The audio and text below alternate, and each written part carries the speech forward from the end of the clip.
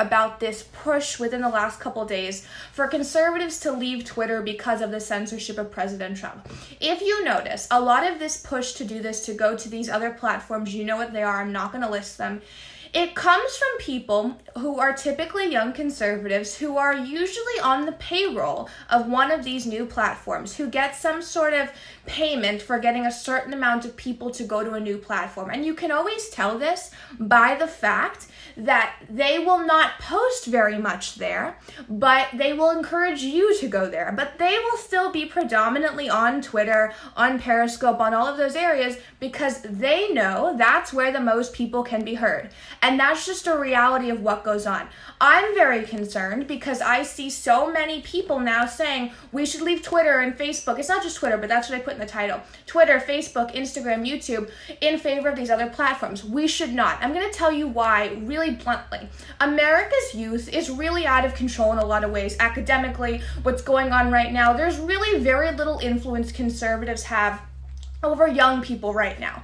And if Twitter and Instagram and YouTube are abandoned by conservatives, you will give the left free rein to influence young people. And I'll give you an example of this. If conservatives weren't on social media, if conservatives just stayed in their weird little echo chamber platforms, we wouldn't push back on things like Teen Vogue articles that talk about all sorts of inappropriate things that young people shouldn't be hearing about at certain ages.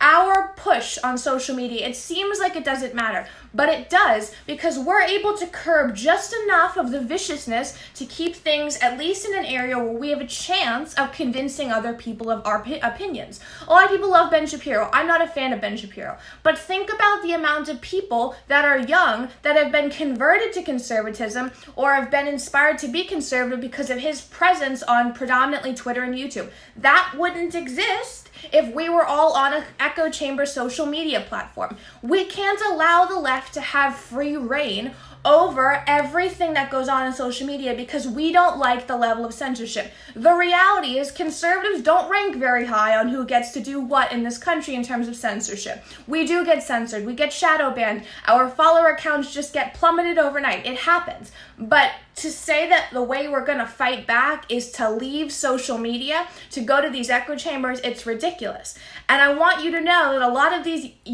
conservative influencers that are telling you to do this, they're telling you not because they're altruistic, not because they really believe it, but because they get paid by these new social media platforms to get a certain amount of you to leave Twitter and Instagram and Facebook and YouTube and go there. It's all about the money for them. I think that's disgusting. I think it's wrong, and it's very similar to how a lot of conservatives will run for seats they know they can't win, like Nancy Pelosi's district, and get hundreds of thousands of dollars in campaign donations and then not win anything, but the money they're still using for their own benefit. It's that kind of thing. So if you're thinking about leaving Twitter or Instagram, Facebook, YouTube, any of that, and going to an echo chamber that's just going to tell you what you want to hear, think about the fact that that will only give the left free rein to influence young people in whatever direction they want. We have very little influence already over young people. We can't decimate it more because we're upset about what's happening to President Trump. Trump should take care of himself at this point, and we should stay here because one day he'll be out of office, one way or the other, if he wins or loses. But we still have to make sure there's another level of young conservatives that are young people that will vote for conservative principles. So remember that when you see these ridiculous, self-serving influencers telling you to leave social media like Twitter and Instagram and Facebook and YouTube for these new social media platforms that you know like 5 people are on. Because the reality is they're never going to compete because you need major areas of the world like pop culture, art, music, movies. You need those to build a platform. And until those major parts of the world,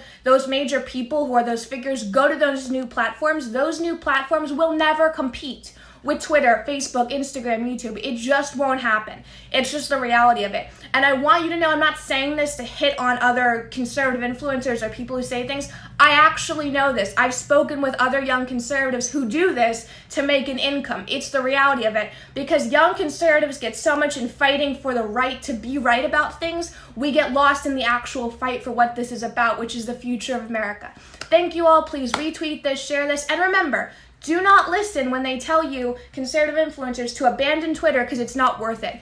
I'm on Twitter because it's where people talk. It's where people say things. Same with Periscope. It's worth it for me to be here, just like it's worth it for you to be here. Thank you, everyone. Please retweet this, share this, and stay safe.